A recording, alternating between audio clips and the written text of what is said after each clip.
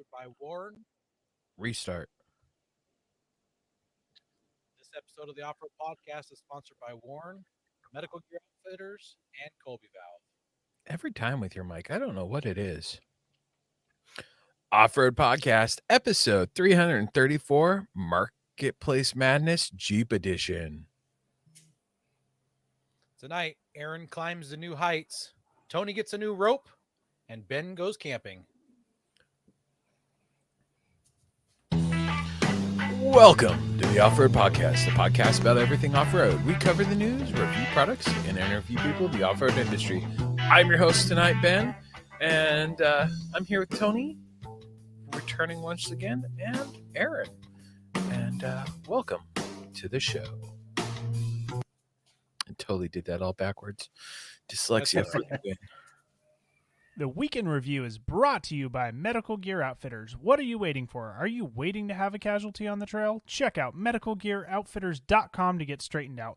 Medical Gear Outfitters has everything you need, whether you're going out for the day or traveling on a year-long expedition. Head over there to get off-road specific kits that meet all of your needs. And while you're there, make sure you use Off-Road Podcast for 10% off. You know, I actually didn't have to use my first aid kit this last time I went camping. Pretty proud of myself. That's good. Speaking of first aid kits, I don't know if Jeremy had to use his or not, but he's not here tonight because they had a little incident at their place. So we'll let him tell the story next time he's on. I don't want to spoil it. Yep. Or if he wants to keep it private. And it might just be private, yeah. So, yep. Well, let's do this in reverse. Tony, have you done anything off-road related in the last week or so? I certainly have. Also, thanks very much for having me back. It's awesome to see you guys again from the future here in Australia. So basically, in the last week, 2 weeks, I've been up to a place called Jurien Bay, which is about 3 hours. Say that again? It's a place called Jurien Bay. All I got was the portion at the very end that's stating that it's a bay. It's just your heavy accent. I'm really struggling to understand the location. It's a place called Jurien. Okay. Jurien Bay. Yeah. So, Jurien Bay. So there's basically two places that everybody goes off-roading and camping in this area, and they are called Sandy Cape and Greenhead. And we usually camp somewhere in between the two of them. So a group of 7 of us went to our spot. And when we went up there, we had a Land Cruiser, we had the Mighty Jimny, we had a Ranger, we had a Hilux, and we had a Mitsubishi Triton. So we had pretty much a licorice all sorts of vehicles going up, which was absolutely fantastic. And we went up there for 3 nights, 4 days, bit of fishing, and absolutely fantastic. I can tell that you've been in contact with Andy outside of the podcast, because looking over your shoulder, I see a Crankshaft Culture sticker, which is the same one I have on my Forerunner. That's it. Yeah. No, Andy and I are now firm friends. So I've sent him up some Mighty Overlander gear as well. So I have to get you guys address when I on the other side of this. There we go. Episode. Yeah. So and I'll send you some stuff up. Cool. Yeah. We got a comment here from Tim that says, speaking of Marketplace, there's the exact opposite of Tony's rig on Marketplace here in Phoenix, and I want it bad. An 06 Ram Mega Cab long bed 6-speed manual. I could probably put that in the tray. Sit in the bed. Yeah, that's it. Yeah, I think so too. Well, Ben, let's hear about your camping trip. It was so good you didn't even make it to the show the next day. Oh, yeah. There was this doubt that I would not fix my trailer in time for this trip, right? So I shared the pictures of how bad the rot was, and there's the green board in marine grade plywood. I don't know what you want to call it. A new headboard, And then there's the I put in new carpet, and I didn't get a picture of a carpet, but that's the liner to it. The carpet pad. Carpet pad. There we go. But yeah, I went camping. I didn't take a single picture. I hung out with my friends. We played some board games. It was numbered camping sites. Like it wasn't anything super spectacular. So we went camping for my wife's birthday. The friends that we go camping with regularly, Pete and his wife Vanessa, we went to a numbered camping site, actually not far from my house. It was a state park. Really nice. Never been camping there before. So we went camping there. We played a bunch of board games. We played Redneck Life, which is absolutely hilarious, totally worth playing. The guy who created it is from Washougal, Washington, southern Washington. Mhm. And like the game, you pick a car. You have to have a car to fit all your chitlins in, and like there was a Gambler 500 rig in there. Like it was a rig I saw from the Gambler 500. Really fun times. And then we played a couple other games, of which I cannot remember because I was inebriated to the extreme. I had a nice, relaxing time hanging out with friends and family. And then for my wife's birthday dinner, they made some German chocolate cake, which is her favorite, and we had steak that we used. We used the Blackstone the entire time. Oh, nice.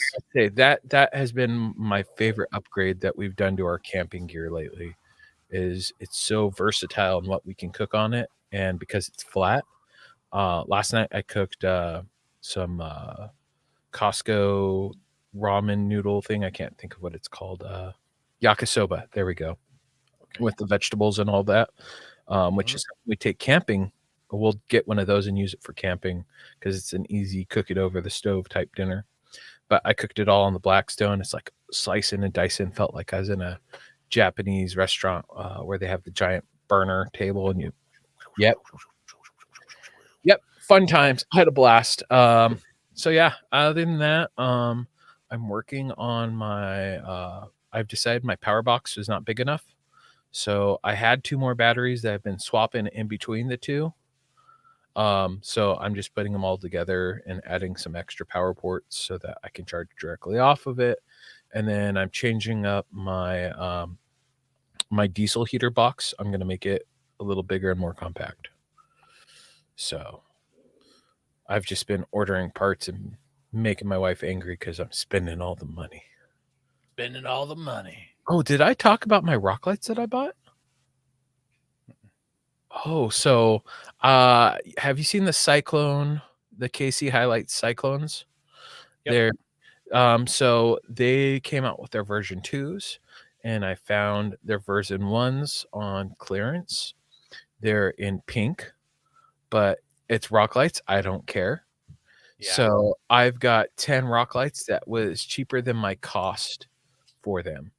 And I got them on a magnet, so I was able to stick one on my front bumper, and I drove to work with it there. Didn't move an inch or a millimeter or a centimeter. It stayed right where it's supposed to be.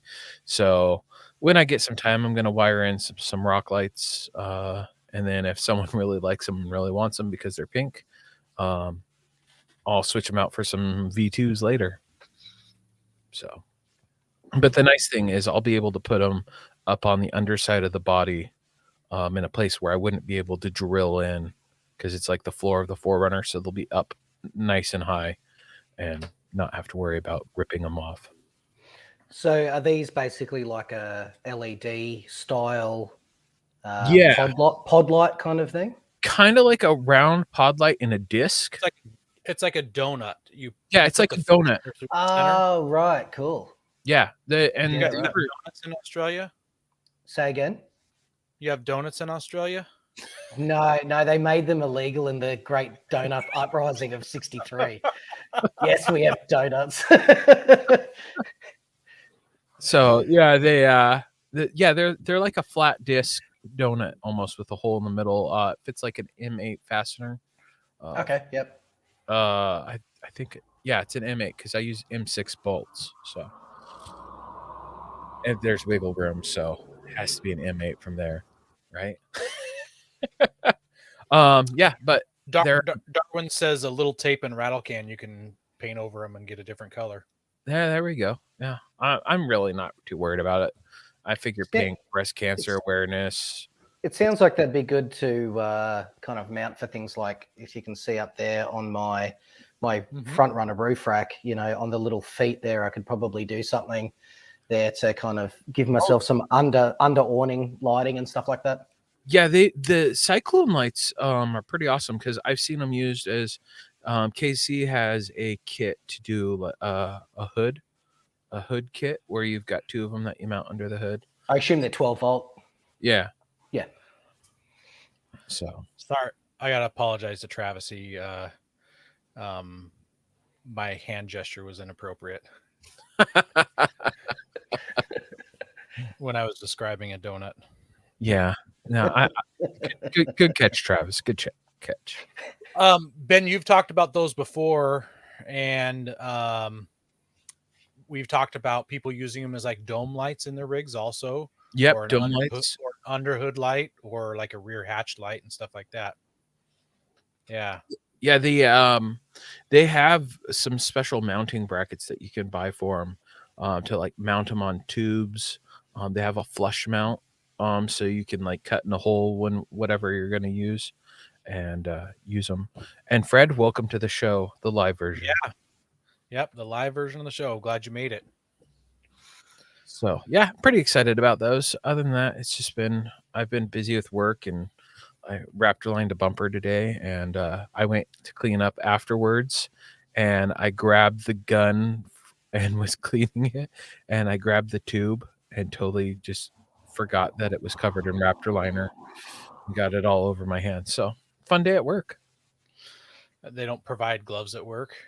I was cleaning it off, so I wasn't even thinking about. I had already taken off my gloves. I didn't get a single spot on me until I was cleaning the gun after I was done. Everybody's going to think you have leprosy or something. Your fingers are going to fall off. Or the opposite of melanoma? Or is that called melanoma? Yeah. Something whatever like that. Michael Jackson had, the opposite of it. Yeah. So. Wow. All right. Yep.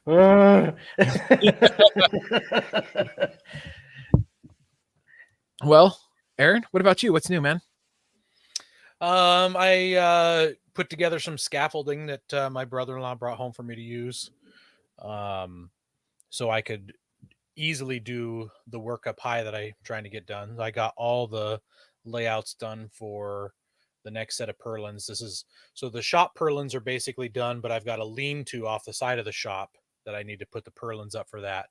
So I got all the purlin spots marked out, got it all counted out. I need to order the brackets and get the brackets screwed up there, cut the purlins in length, drop them in, screw it all together. So, it's pretty easy stuff. Not time consuming at all. No wonder I'm not making much progress.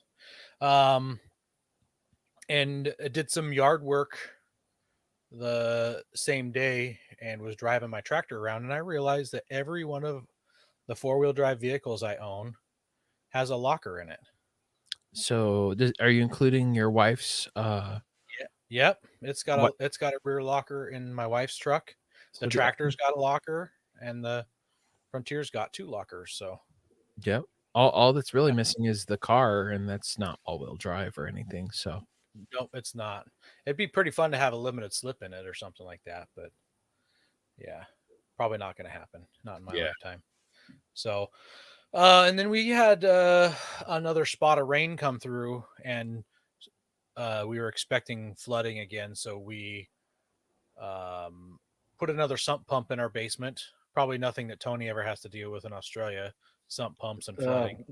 Well, on the eastern states at the moment, it's pretty much we've lost the east coast. That's gone. It's kind of funny. This time of year is my side of the country is usually burnt to a cinder, and the other side of the country is usually underwater. So if we could somehow combine those two, we would be fine. Just meet in the middle. Just meet in the middle and have that like perfect convergence. So that's it. Yeah. No, like I was saying to Aaron, I've actually got to head over there on Sunday. So yeah, I'm going from very dry Western Australia to very wet Eastern Australia very quickly. Are you bringing your water wing floaties? To be honest, mate, I'm only 5'5". I'm gonna have to, otherwise I'll probably be underwater when I get off the plane. You're gonna have to have a snorkel. That's You're it. gonna have a snorkel. No, unfortunately, over there, so I've got quite a few friends that are up in the Jimny community in southeast Queensland and northeast New South Wales, and they are more annoyed about the fact of the access to all of their favorite campsites and four drive tracks and everything are now completely washed away. And it's going to take quite a long time to get those back, because part of this work trip that I was going to be doing was actually to catch up with quite a few of the Jimny guys in New South Wales and go out for a camping trip. But I'm unsure of whether or not that's going to be able to happen now because of the flooding. Yeah. Bummer. Well, so with the flooding, we put in a new sump pump, and then the power went out while the sump pump digging was happening, and I was like, well, that's not good because I don't have anything to power the sump pump. But I've got my solar generator, so I did the math. The sump pump draws 320 watts. My solar generator puts out 300 watts. So I was like, let's give it a shot. I plugged it in and turned it on, and it worked. So I hooked that up and crossed my fingers I didn't really need it until the power came back on, and we did just fine. So kind of fun that you can use your camping kit like you're talking about, your Blackstone, for cooking at home. It's just kind of fun to use stuff that you buy for fun at your place. So Yeah, my wife wants to buy one of the big Blackstones now to use for like grilling around the house. Not complaining. Yeah, we've got a 4-burner one. It's giant. I wish they made a 3-burner. I don't think they do. I think it's either 1, 2, or 4-burner, but it's giant. Yeah. I quite regularly use my campfire camp oven at home, where we'll grab the fire pit outside and do camp style cook up at home, because everything tastes better in a cast iron camp oven. Doesn't matter what you cook. Doesn't matter what you cook. It always tastes better. So we'll do that every now and then. It's kind of interesting as well with a lot of your camping gear, how you can dual purpose it into many different aspects of things, like even things like prepping and, and all of those kinds of things as well. Just being proficient with your camping gear and maintaining it properly may actually come in quite handy for other applications down the line. Absolutely. Oh yeah. I sometimes how I use something as a selling point towards my wife on trying to get something like, oh, we can use it for this and this. Yeah, 100%. She's like, okay. If you can get it across the line with the Minister of War and Finance, then generally speaking, that you'll be a little bit better off trying to get your stuff in. Yes. Oh, that's good. That's good. Tony, I gotta ask you, how was it meeting our good friend Tony? Not Tony. Me, I regularly. You mean Ronnie? Yeah, how was meeting Ronnie? Ronnie, that was fantastic. So for those of you don't know, obviously I've got a YouTube channel, The Mighty Overlander, and I reached out and got in contact with Ronnie Dahl, who has the Four Wheeling Australia YouTube channel. And very, very popular YouTube channel here, in particular in Western Australia, but globally, it's. I think he's got close to 500,000 subscribers now, and he's very popular. But he has the modified series. Now, the modified series that he started almost 100 episodes ago, I was episode 99, is basically kind of like a user kind of community reviews, where he'll meet up with somebody, go through their vehicle with them, and do a full walk around, usually either involving a full drive day like I did with him, or he sometimes goes out for a camp. So we went all the way around the JB74, the Suzuki Jimny, and did quite a in-depth review of my bar work, my roof system, my cargo system that I've got in the back now, which I think I have installed since the last time I was actually on this show, with my drawer system and everything like that. So yeah, went through absolutely everything. Very, very good guy. Funny, professional, easy to work with. Very, very cool guy. He's been on this show before, hasn't he? Yeah. Yeah.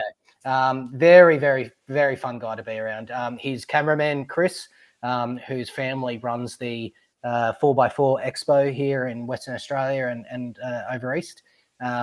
He's also worked with the legendary Malcolm Douglas and stuff like that. And you guys over in the States, Malcolm Douglas is essentially the first of the really big adventure man type TV shows that we had here in Australia, where he would be traveling around Australia in his Land Cruiser and things like that. Absolutely, a legend in the camping and off-roading and overlanding community and whatnot. So Chris has worked with him over the years, as well as quite a few of the other bigger names like Rex Hunt, who's the biggest name in fishing in Australia. He's the guy, the old fella with the beard that kind of looks like me these days, gets his fish and he gives it a kiss and throws it back in. So if you guys ever remember that one, but one of the big things about these kinds of guys is, especially with Ronnie, he's very much moving into that space, I believe, as being a very professional and very big name in the full drive and adventure community. And I think that he is starting to move into the likes of the Malcolm Douglases and the Rex Hunts of ages gone by. Yeah. That's awesome. Well, I'm glad that you got to meet up with Ronnie and do that. Yeah, no, it was great fun. Really good fun. Hey guys, we're looking to reach more listeners. We're going to start reading Apple iTunes reviews on air. If you hear yours, send us a message with your address, and we'll send you an Off-Road Podcast sticker. You can find all of our social media by just searching our name. Now, go hit that subscribe button. So we've got some listener feedback from our diesel episode from Alex. He says, one thing you didn't talk about in your episode is cost of ownership. Diesels usually require premium when you purchase them. However, unless you're keeping it forever, most of us sell and trade them eventually. Diesels command a much higher price on the used market. So that difference at purchase might be negated when you sell, or even higher. Your typical Cummins, Ram versus gas are the same year mileage. Spec goes for higher, maybe even a higher difference than what you paid in the extra of diesel. We did actually talk about that in the show. I know it was 2 hours long, a lot of listening, but we did talk about that. We didn't so much focus on the 1-ton pickup trucks, because nobody's usually overlanding with those. And the couple examples that we used were smaller, and actually from what I remember, the payback wasn't there. So that said, it was covered if you go back and listen. Yeah, but that is a good point for if you're using one for a tow rig or something for Absolutely, yeah, for a tow rig. I know that those diesels it's just crazy what people are asking for them. I don't know if they're getting what they're asking, but even if they're getting close to what they're asking, it's insane. Well, even dealerships are trying to buy back people's diesels. I know my boss, he's got an F-350, and one of the dealerships was offering him $20,000 more than he paid for it. Oh my goodness! And he's like, I could take that and buy a whole nother rig, and finance another rig, because his is all paid off. And he was looking at a $90,000 couple year newer F-350 Platinum Edition, so it had massaging seats and all that, all the fancy features. I always concerned about massaging seats on an overlanding trip. Oh yeah. But you got to be nice and relaxed when you get back to camp. That's right? it. 100%. So Alex, message us up, be it Facebook or our email, offroadpodcast@gmail.com, and we'll shoot you a sticker. We also want to thank our sponsor, Patriot Patch. Head over to patriotpatch.co and check out their selection of great patches, shirts, cleaning mats, signs, and stickers. You can also join the Patch of the Month Club for $15 and receive a patch, matching sticker, and artist proof each month. March's Patch of the Month is the High Power. We talked about this in the last episode. It says it's always got an Irish theme, because St. Patrick's Day is in March. So believe in a higher power. And it's a high power. Yep. That's pretty good. Yeah. I was quickly doing the calculations talking about diesel on the current price of diesel here in Australia versus the price over there in the States. I'm not sure what it is over there at the States at the moment. So I had to do the quick calculation for gallons and liters and all that kind of stuff. So it's roughly for a gallon is 3.78 liters, give or take. We are paying $2.15 per liter of diesel at the moment. So that's Australian. So if you do the Okay. calculation, it's about $8 a gallon for Australian. Doing conversion down, it works out to be just under $6 a gallon of diesel. That's not crazy. We're depends on where you're at in the country, but I've seen the prices between $4.50 and $7 a gallon for diesel. So for diesel by my house, if you have like a Costco membership, is $5.16, and up to $5.50 at actually for $6 at the Sumner Chevron. So yeah.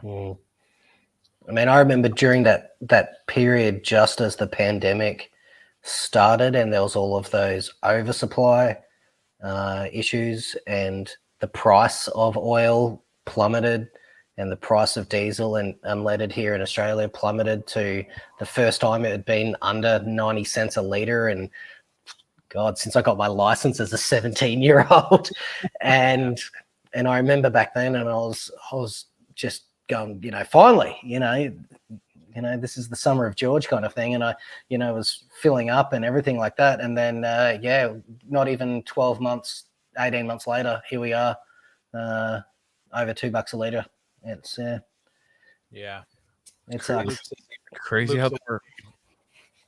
Luke says he paid $4.83 a gallon where he's at. So that's pretty good prices. Yeah. Like for us anyway. Yeah, maybe comparatively, but it's terrible. It should be a couple bucks cheaper than that. Yeah. Oh yeah. I mean, we've got huge fuel excises. I think that's half of our problem. Is here in Washington State, we've got probably about $1 worth of taxes easily, just on the state side, not even counting the federal side. Yeah. All right.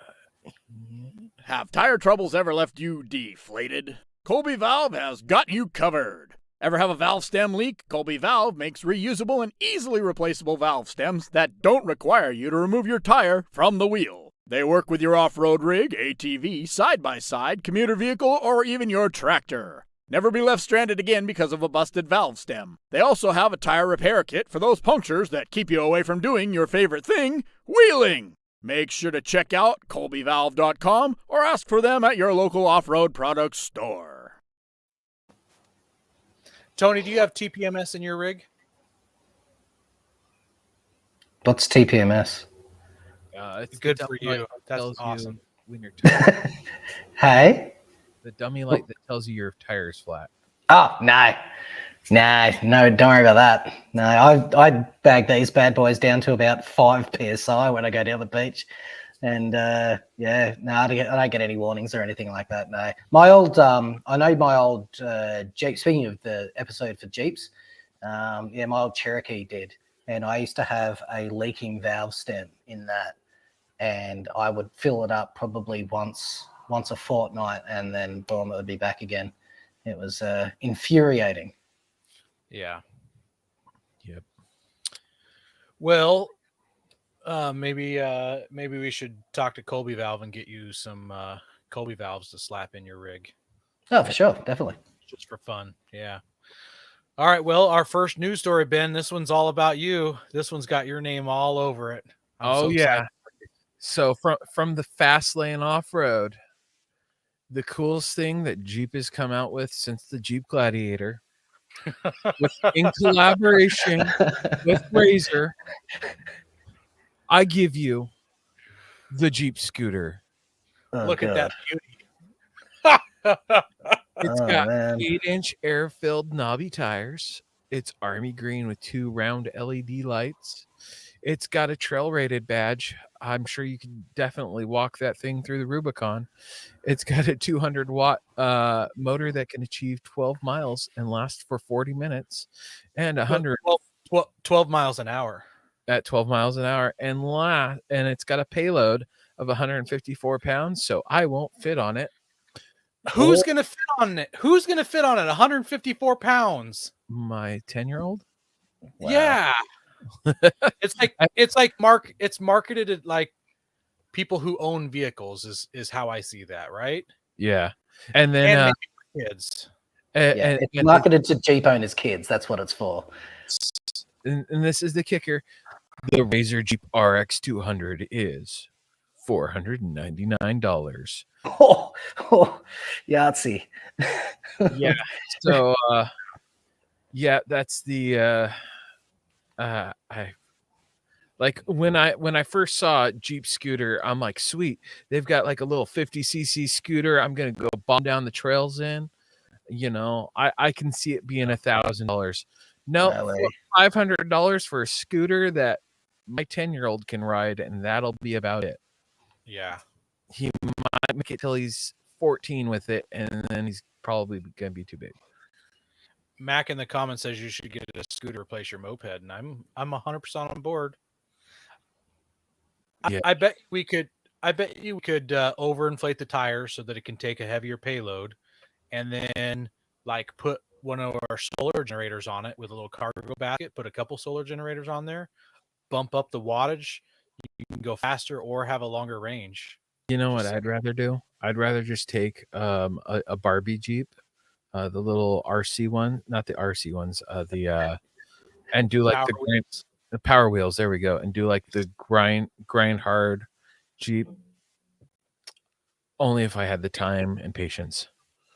I think we need to get the grind hard plumbing guys on the show. I think that'd be a great episode. That sounds like a good idea. I think I'm gonna have to message them after the show. Yeah. All right. Well, my story is not as cool as Ben's, unless you're Tony. I picked this one out just for you, Tony. So Jalopnik has an article where there's a lottery going on in Mexico, and they're giving away a neon green Suzuki Jimny for $14. $14. Wow, yeah. I bet you paid a little more than that for yours. And I paid considerably less than other people have paid as well, mate. Let me tell you.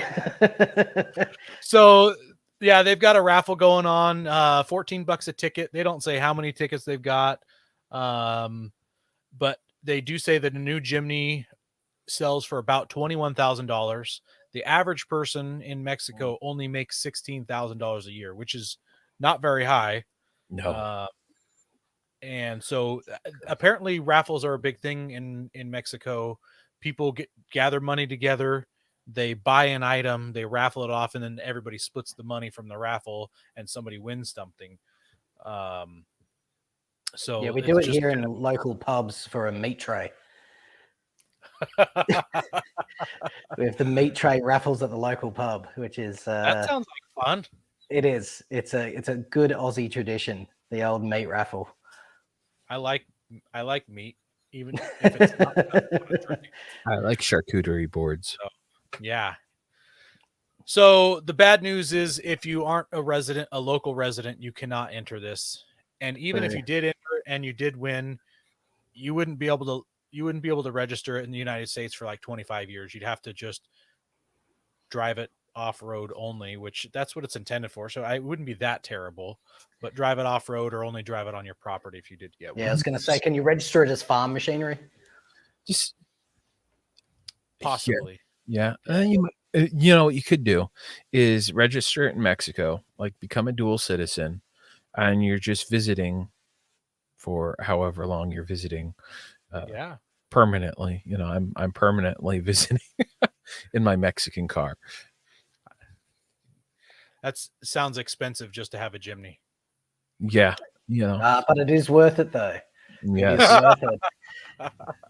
And then, like, if it's me in it, if I get mad, I just like roll it over, and then if it rolls over while I'm in it in the trail, I just roll it back over, right? That's it. Pull it back over. Exactly. It's like I was saying with a few friends of mine that I'm doing a recovery gear video during the week, and I asked a couple of friends if they wanted to come out, and I'd pull their cars out, and they'd pull me out, and all those kinds of things. And they're like, "We'll just grab a corner each and just lift it up and move." But it's quite interesting that you say the price of a Jimny over there in Mexico is 21,000. I'm assuming that's 21,000 US. Yes. Which would probably work out to, if I do the quick maths, 21,000 US dollars would be what's that? 21,000 is about 29,000 here in Australia. Now, when I bought this, it was 27,500 plus on-roads, which worked out to be about 29,000. Now, a new one is close to 38,000 Australian, and second-hand ones go for anywhere up to 60,000 Australian because of the shortage regarding there's a 2-year waiting list. So because of that shortage, people want to skip that queue and they want to get one sooner, and that means that they're willing to pay.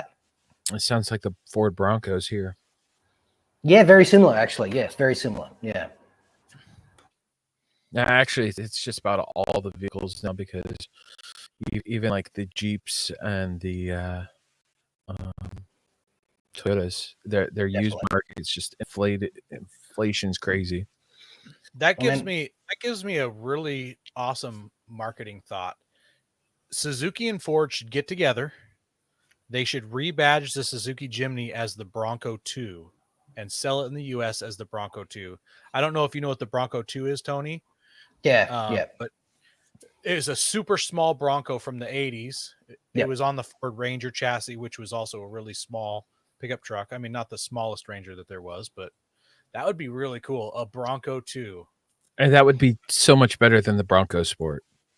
Exactly, it would, and it would have some off-road chops to it, unlike the Bronco Sport, which isn't supposed to be like off-roading. It's for fire trails and things. But oh man, I'm gonna have to reach out to somebody at Ford and see if the idea sticks to the wall.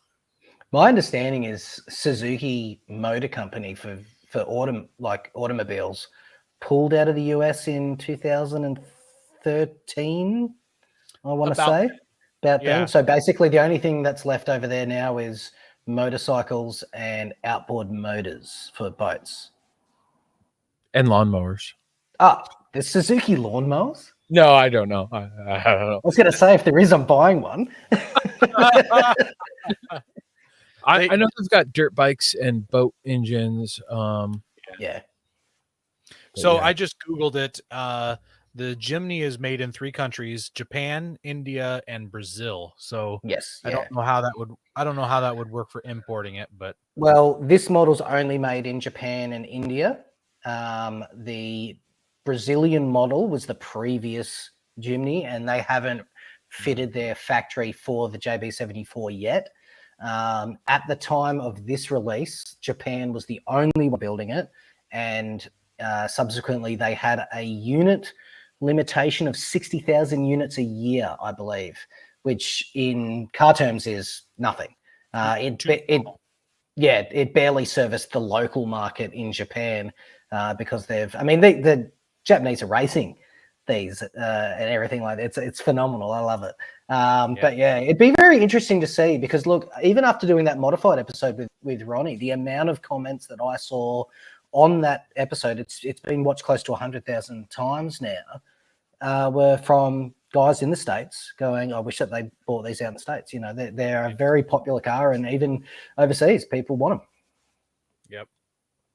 Well, it sounds like even if Ford said, yes, we'll do it, there's not enough to go around. Somehow they'd have to increase the production on it somehow.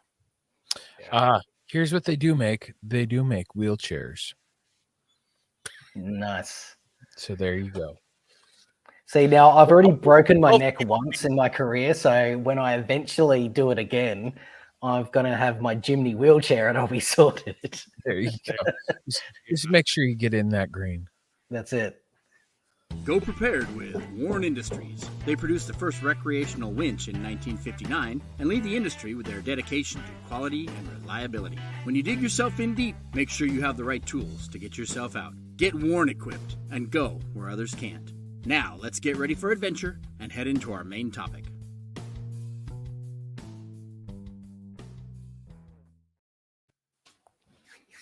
All right, so tonight we are talking Jeeps. We're doing our marketplace madness. Once again, thanks to the Horsepower Hour for letting us steal this idea from them. It seems to be a big hit. People love this, so we're going to keep running with it. So we're doing Jeeps this time. So I'm up first. I've got a so our dollar amounts are $7,500 and under, and then 18,000 to 7,500. And then 50,000 down to 18,000. So the first one, $7,500 and under. I've got a Jeep CJ5. Here's a picture of it, and oh, that color! It's so awesome. I love the teal interior pieces. It looks like the roll bar and the seat covers are that teal, which I don't hate it. I don't. That's my childhood in a car right there. I love the wheels. Those, I don't know what you call those. Those type are like an aluminum spoked mag. Mm-hmm. They're just, it's so classic to that era of truck.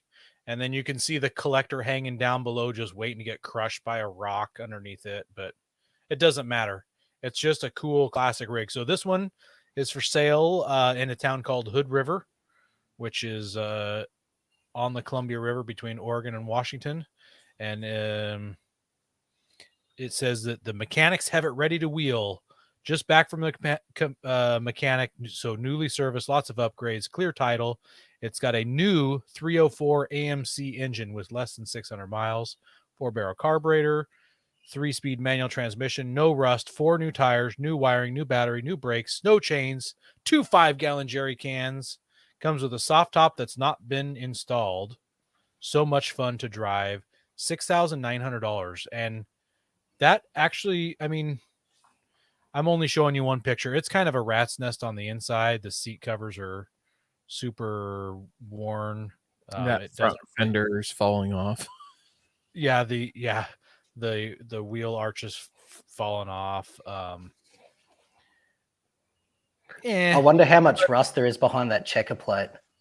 No, he says no rust. He said there's no rust on it, so that must mean there's no rust. I have to believe that's exactly what that means. Yes. Yeah. No dust, no rust. I don't know. I mean, installed right, there's not going to be rust, and if it was, depending upon if they used like the backing pad to help seal it up, as long as it was done right, probably didn't. Most likely, it always works when you put dissimilar metals together. Exactly. So, I mean, it's welded on there. It'd be fun to just jump in this and go wheel it, throw some ground tent in it, and a chainsaw and some food and a cooler and one other person, because I wouldn't put anybody in the back. I would just go have fun with this thing and just rip around. So, Oh yeah, 100%. It looks fun. It definitely looks fun. Yeah. There's a C.W. McCall song where he's singing about driving around in a CJ5. And he says something like CJ5 with 4-wheel drive and a Smoky on my tail. So I can't remember what he did in the song, but he's outrunning the cops in his CJ5. He crosses a river and stuff like that, trying to see if the cops will keep chasing him. The end of the song, he's in jail with a CJ5 and 4-wheel drive sitting outside the jail, is what he says. So he doesn't outrun him eventually. But anyways, that's my first pick. Just super classic. Yep, super classic. Well, Ben, you're up next. I'm up. So I picked out something not as cool, but I picked out a 1997. Oh, there it goes. A 1997 Jeep Wrangler Tj. So my roommate had a TJ when I had moved out of my parents' house. And I got to drive it every now and then. It was listed for 74, so just under that threshold, 168,000 miles. It's a manual transmission. And I like it. I really wanted it. I still want a TJ. I really do. My wife won't let me add any more vehicles to the fleet. She actually wants me to get rid of stuff. Something's wrong with her. Can I trade her in? But it's got some really cool seats. I'm gonna pull this picture just to share how cool these seats are. I really like these seats. I don't know why I like these seats that much, but yeah, look at that. Oh, Jesus. Look, they just scream, Ben, that looks like something you would own. So I think they reupholstered at one point or something. I don't know. I like them.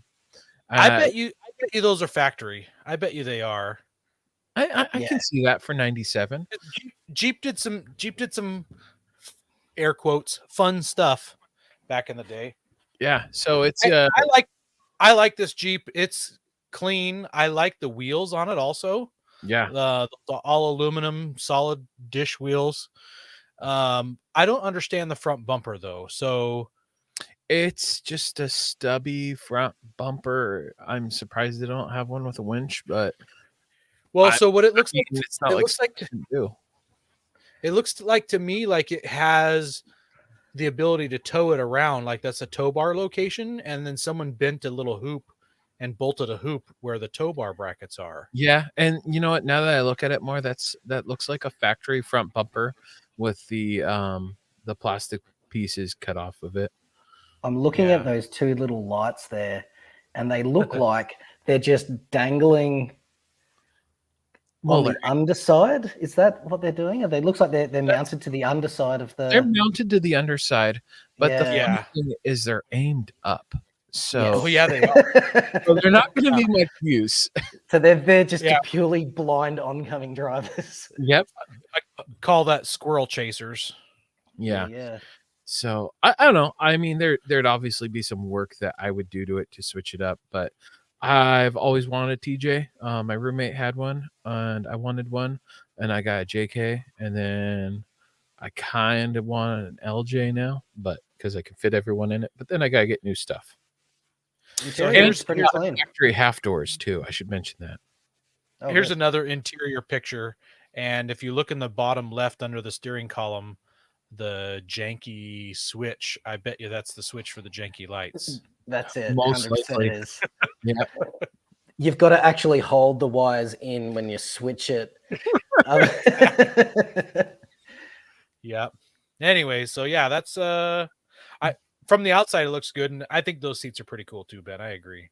Yeah, it's and the thing I like about the TJs is they have just the right amount of electronics to not be frustrating to work on versus like your newer vehicles where something electronic goes around and like you are chasing it all over, versus it's like you just follow that line all the way to the back. Not that hard to do. So the bad news for $7,400, it's sold. No, it's a 4-cylinder. Oh, it's not the 4.0? Oh no, it's not. No, it's a 2.5. Oh, good catch. That is so expensive. I mean, it's really clean. It's really clean, though. Besides those lights and the switch for the lights, I think it's super clean, and maybe that's why it's worth the price.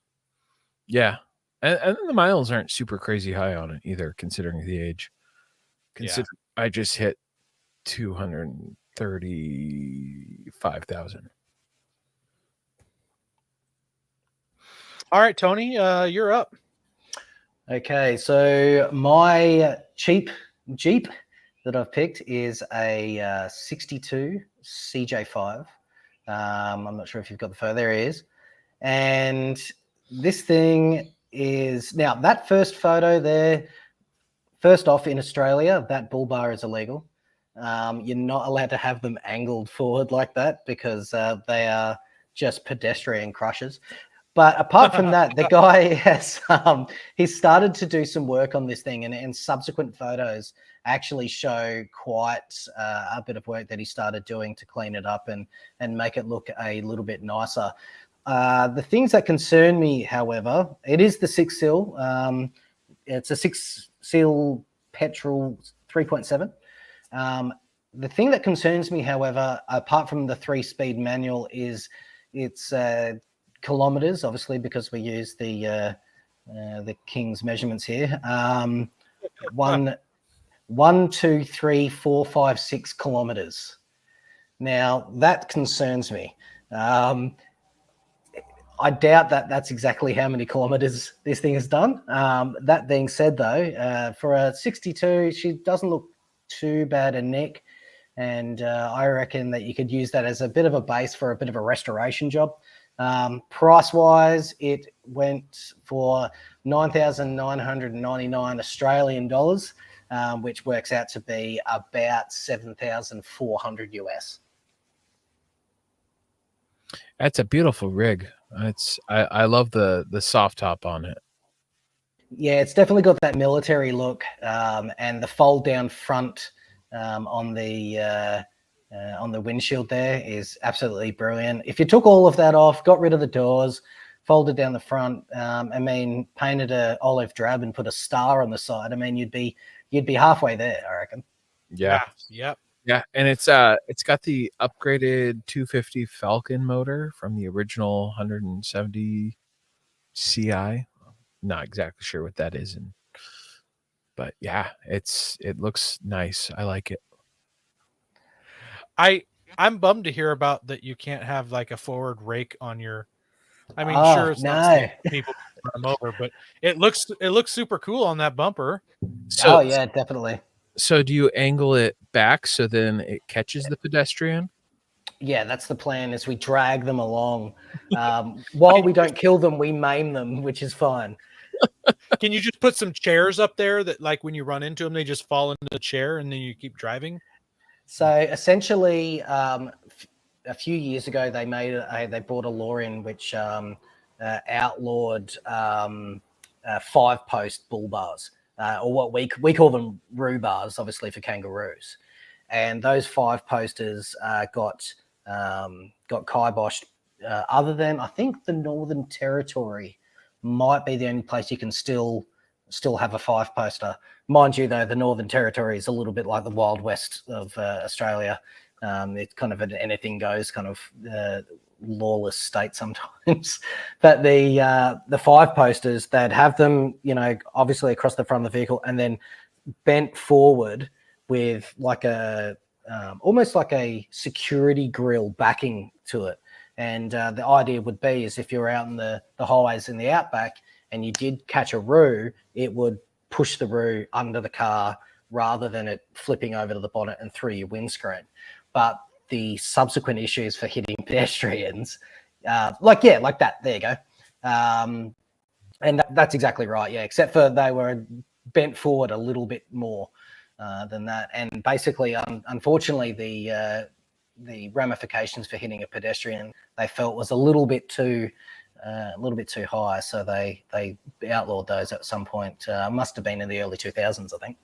So what you're saying is you just need a snowplow so it just catches the pedestrian. There you go. Holy dooly. Yeah. Well, there you go. That it's not going to let them go under it. It's going to let them, go catch them. There was this strange period in the late 90s, early 2000s where we went through this ute phase. I don't know what you guys call them. Pickups still, or kind of, you don't really have utes over there, do you? Mini trucks would be the closest thing. So we have utes, which are a utility vehicle. It's a car-based pickup truck, though. Oh, essentially, yeah. So we're kind of getting back to that again, but like we had the Subaru Baja, which just didn't sell that well, but now the Maverick would be the closest thing to that nowadays because it's kind of like that mini truck, but it's a unibody. But it was kind of strange because we would have these, like, utes were, everyone wanted a ute. And even I went through a very short phase where I wanted a ute as well. But people would go get these utes and then they would put these giant rhubars on the front of them and drive up and down between, you know, Perth and Darwin, and it would be an absolute. It would be almost like a comically large bull bar on the front of it. It unnecessary. Yeah.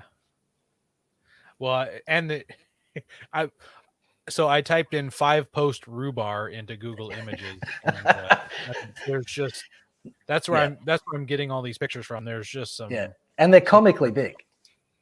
Yes, well, like that one that I shared. Although the one I shared, I think was not. That's pretty. That was a staple ute in Australia in the early 2000s. Oh, El Camino. That's like the only real ute we ever had here. Or Ranchero, but yes. Yeah. So here's another one. All chromed out. Oh god. I want to put that on the Camry. Yeah. And basically the thing was with all of them, they all had the RM Williams stag sticker, the bull sticker, sorry, across the front windscreen. Really big mud flaps on the back. It was really common. Yeah. It's almost Mad Max-ish. In America, we could put whatever bumpers we want on rigs, and we don't care. Yeah, freedom. Yeah, freedom, exactly. All right, well, Tony, you're up next with the $7,500 to $18,000 range. So, what's your pick here? All right, so this next one, like we discussed a little bit in depth when we're in the pre-show, this is what we would call the 40 PSI Club. Basically, that car driven by the boys down the beach to do nothing but cause trouble, go through tracks, rip them up, show very little regard to everybody that's around them. Basically, a bogan car for bogans that are into four-wheel driving. Now, a bogan is almost like an Aussie redneck that's into Metallica. And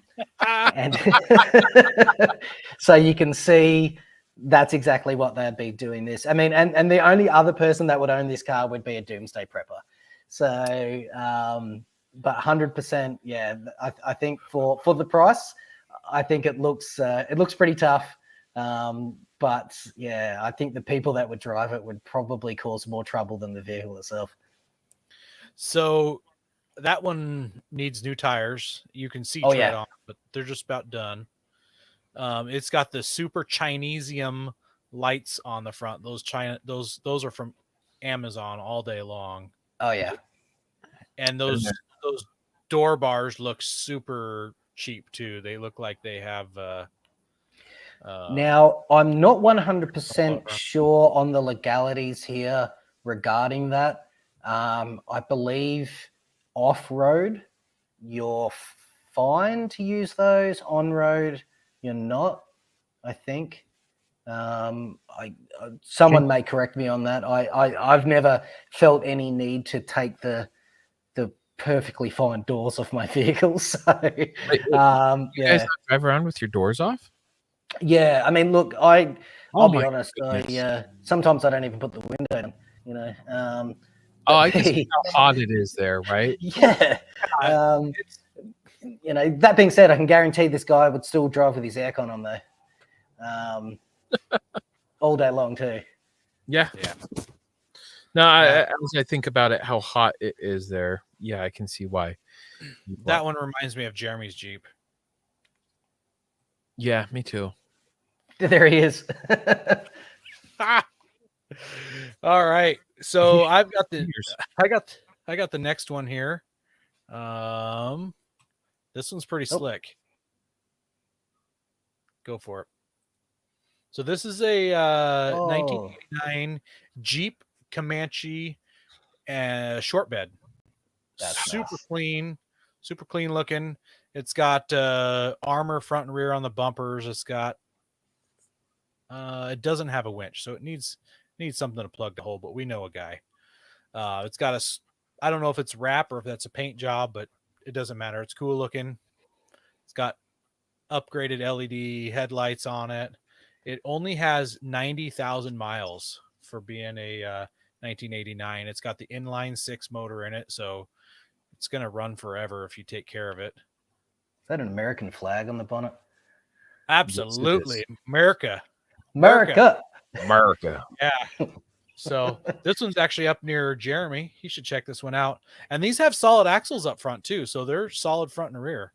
Wow, that's interesting. You don't get that very often. Yeah. I mean, unless it's a chimney. Well, it's yes. Essentially with a few minor changes, it's a Cherokee. So it's yeah. Jeremy likes this one. I Check like it the out. color. Yeah, it's just fun. It's different. Yes, I saw the stickers.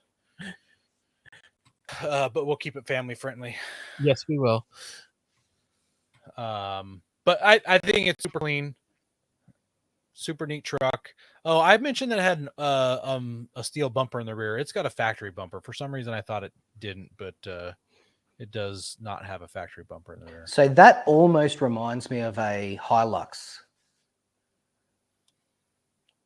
It's probably about the same size as a Hilux from the late 80s, early 90s. Yeah, almost the same, like roughly about the same size as a Hilux, I reckon. Yeah. Yep. Yeah. Ben, what do you got for a mid-tier rig? Oh, it's going to be something just a little different. Boom. Oh, wow. That is, my friends, a 1952 Willys truck. I grew up going camping with my grandpa in his Jeep Gladiator. This is a couple decades younger or older than that, and I don't know. I saw it and I was like, "Oh, I love it. I want it." It needs a little help, but what Jeep doesn't, right? Surprisingly, I mean, 13,000 is a lot of money, but it's so clean. Otherwise, it's got so much original stuff. I would probably never paint it. I would probably just leave that color on it and just rock it. No, and just start the resto mod on the axles and the drivetrain. Yep, it's if you were to look at the interior pictures, it's really clean. I saw the truck and I was looking through the pictures and I was like, oh man, I kind of want to buy it. Now my wife would murder me, and so. But it looks like it should have like some bales of hay in the back with a guy on the back playing Deliverance. I shot in the back window. Shotgun in the back window. Bench seat at the front. That's for your dog. Yep. Nope. And it probably smells like pipes smoke. So yeah. That's a beautiful vehicle. Yeah. Super basic on the inside. It's got three sticks in it, so I don't know what the third one is for. It's probably an old so you can put the front and rear and high low. I can't remember what they call it. Twin stick. It might be like a what is that? A Dana 300, I think is what they call that. But it's older than that, so I'm not sure what transmission it would have. I'm sure it's a like Tankster, where it's just like no, not for that age. So I'm not sure what transmission it has, but I'm in love with it. Well, so in the comments, someone says high range, low range. So maybe one puts it into 4-wheel drive and the other one you use to switch between high and low range. There we go. Yeah. That makes a lot of sense. I would rock that. That's all day long. Yeah. Well, our next well, I should say that it was listed for. Oh wait, you already said it was listed for 13, and it's somewhat near you there, Aaron. So go pick it up, put it on your farm. It'd be awesome to have on the farm. Yep. So with this next one, though, I'm excited with this next one. So our next category here is 18,000 to 50,000, and oh wow. A Jeep FC. I wanted an FC on the list so bad that I searched high and low. I found one on Bring a Trailer. It's located in Mesa, Arizona. It's got 100. It says 115 miles. Probably more like 150,000 miles. but could be. It's an FC standing for Forward Control 170. And it's framed with a what would you call this? A hay rack in the back or a flatbed. Yeah, so they did a flatbed conversion to it and then built it up with some really tall sides. Something like that. I think you'd haul an animal back there with that type of stuff, so the animal can't jump out.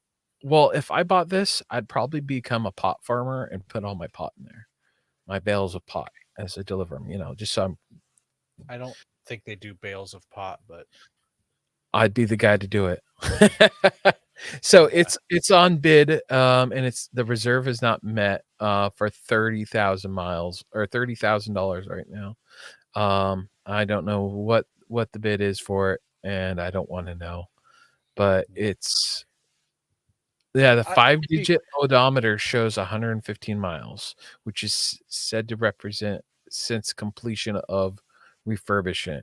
No actual mileage was issued. So yeah, it's got a PTO winch. Yeah, it's 4-wheel drive and a dually rear axle. So I'm curious what they used to piece it together.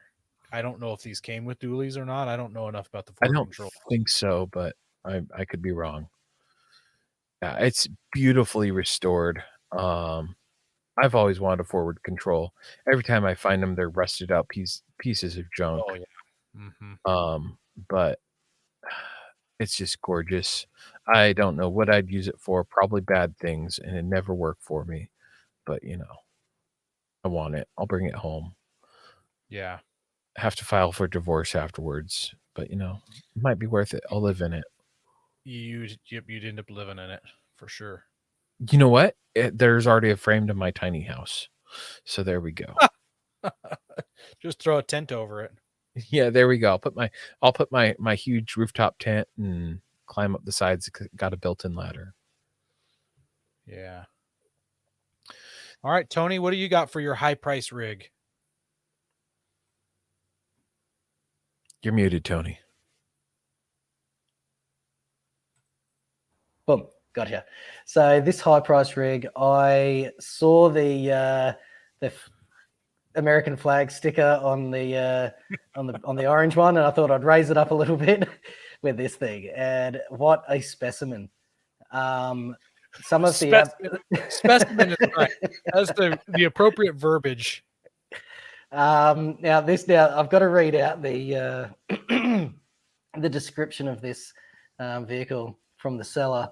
Mechanically original with customized chrome paint, detailed trim, fit with original capstone engine driven winch. Phone John for more details. John, mate, you have got an absolute weapon of a vehicle here. I'm somewhat concerned about its almost jeepney looking aesthetic from the Philippines, but it is a car. That's a car. That's a car. America. America, right there. Look at those. That was my first. Yes. It's almost got an Evil Knievel look to it. Yes. There we go. That's the perfect name for this Jeep, Evil Knievel. It is an absolute weapon. So if you look on the front bumper of this, it has a type of a winch. It's got a capstan drum or pulley. I don't know what you call that, but you wrap your rope around it 2 or 3 times and hold tension, and it's different. So yeah. So essentially we use these capstans in the Navy. Yeah. Basically what all a capstan is you wrap the rope around it 3 times, and then that will be anchored to another point, and then you would be anchoring off to like the area that you're actually trying to get up, and it will actually pull you up that way by moving you up the rope. We use the same thing when we're coming alongside with ships in the Navy, and we'll actually use electric driven capstan motors, and they'll basically winch us onto the wharf and keep us secure. They'll use these in pulling wire through electrical conduit as well. Yeah, 100%. Yep. So, yeah, totally unique. I've never seen I knew what it was, but I've never seen it on a vehicle before. So that's old school. Well, this is a 1946, so I'm guessing that it would have obviously been something left over from the war.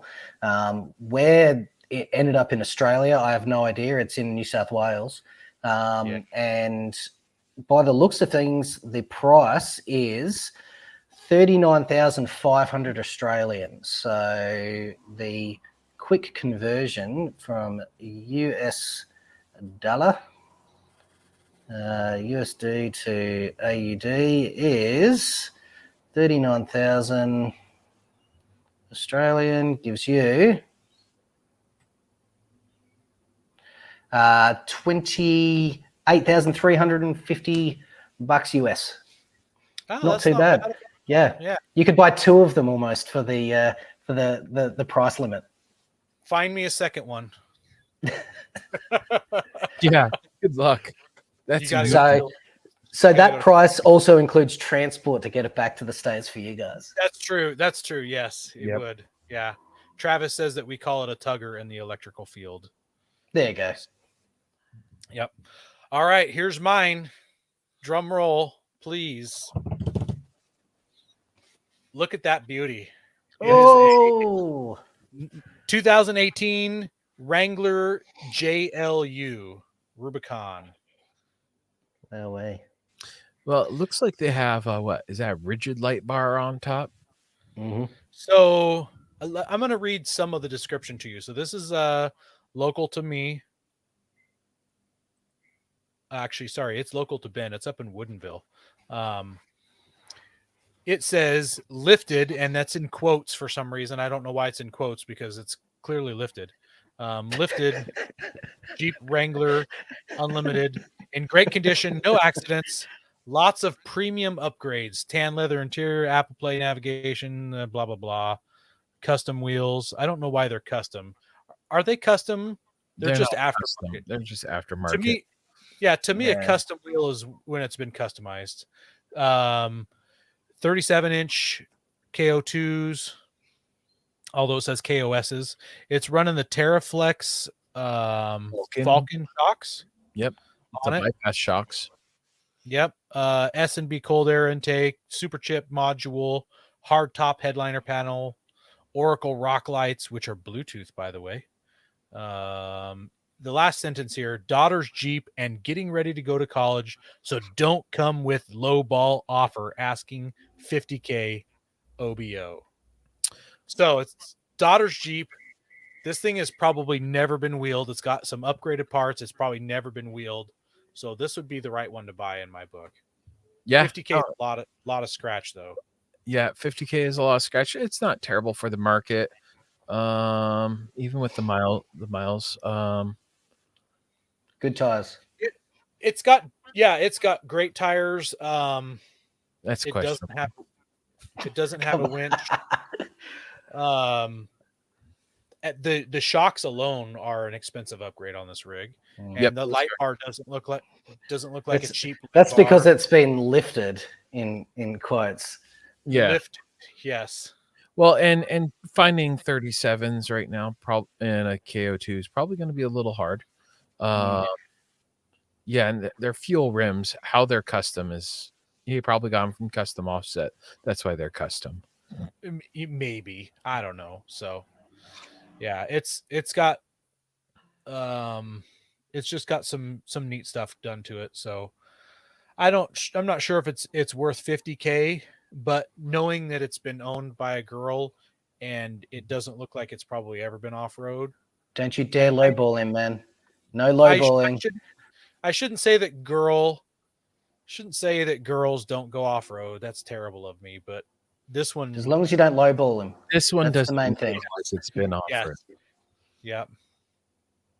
So if anything, it's been on fire service roads. Yeah, I mean, maybe they've been camping with it or something, but I would take. So Jeremy in the comments says, "Lose the Stinger. Does it have fake bead locks?" They're probably fake bead locks. Yeah, they're fake bead locks. It's got those door steps that are attached to the hinges. Those would probably come off. You could leave those. You might find an opportunity to need to be up that high. I guess maybe. They're not hurting anything. Yeah, it's only got rock. it's only got 46,000 miles for being 4 years old. So, yeah. Oh, Travis. Oh, Yahtzee. He says owned by a girl, so the oil's never been changed. There's a weird knock on startup. Just keep turning the radio up until it goes away. Yeah, I mean, stereotypes are stereotypes for a reason. I hate to say it, but ouch. 40,000 miles. The oil might be good still. 46, yeah. So if you're a girl, please write your hate mail into the podcast. We'd love to hear from you. Well, the ladies here in Australia love to go full driving, so that's and Travis just got slapped. Well, you deserve that, buddy. But the ladies here, they love to go full driving, so there's no guarantee that that there's a good knit car if it doesn't matter who's been driving it here in Australia.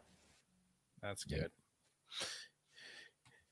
Jeremy, I'm gonna buy you a set of those door hinge steps for your Christmas, just to make sure you put them on. Jeremy says that the mileage is kind of high for 4 years old. If you divide 46 by 12, it's 46 by 4. It's under 12,000 miles a year, and 12,000 to 15,000 is the average that Americans drive. So it's just barely under. So. And who knows, they could have bought it in 2017, so it could technically be 5 years old. Yeah. But it is lifted. And that's the main thing. It's lifted. Lifted. Wow, what a fun one. I love these episodes. And yeah, we're glad you could make it on, Tony. And no, thanks, guys. I appreciate that. And it worked out that Jeremy wasn't here, so we could knock on some Jeeps a little bit, especially his. Yep. No, look, I used to own a Jeep, which I'm pretty sure I said that in the last episode that I was on. It just stopped working one day, and I managed to get it working the following day, and I drove it straight to the Mitsubishi dealer and got myself a Pajero. Kind of hot potatoed it over to the guy there and ended up with a NX Pajero, which has been a absolute workhorse for the family, actually. As it doesn't go off-road, I don't really have any major desire to tool it up and take it off-road, mainly because that's what I've got that thing for. And if I was to do that, there's potential that, I could be not damaging, but I could be risking the family car. Whereas if this goes pear-shaped, the worst that happens is I have to ride one of my mountain bikes to work or something like that, and then it is what it is. But yeah, no, look, thanks very much for having me on, guys. For those that are interested in my West Australian Jimny adventures, jump over the Mighty Overlander and check it out. I've got lots of stuff coming up soon. I was lucky enough to do that episode with Ronnie, so check that out. It was really good fun. And in the near future, I should be doing a special winch episode, which should be pretty fun as well when I get back from Sydney. So keep an eye out for that. Have you posted that Ronnie Dahl episode in our Facebook? I'll do it after this. Yeah. Okay. Yeah, really good. For sure. All right. Well, we want to thank everybody who tunes in and listens to us weekly. We appreciate you guys. We love the comments. Glad you guys tune in. You can see our hand gestures. Hard to pick those hand gestures up when you're just listening to the show, not live on the air. So, because it's lifted, you guys. Because it's lifted. Yes, and donuts, lifted and donuts. So make sure you're sharing us with your friends and help us grow. God bless America and Australia. Don't forget to visit Patriot Patch and join the Patch of the Month Club. Check out our Gaia affiliate link for up to 40% off. Also, don't forget to head over to Warren Medical Gear Outfitters and Colby Valve to see all their great gear. We're a proud part of the Firearms Radio Network. Got a comment or question? Send it to us through our webpage at firearmsradio.net or through our social media channels by searching for Off-Road Podcast. Also, you can listen to us live at overlandradio.com Mondays at 7 p.m. Pacific. When off-road, please remember to have fun, tread lightly, be safe, and courteous. Thanks for listening. I look like I robbed a bank.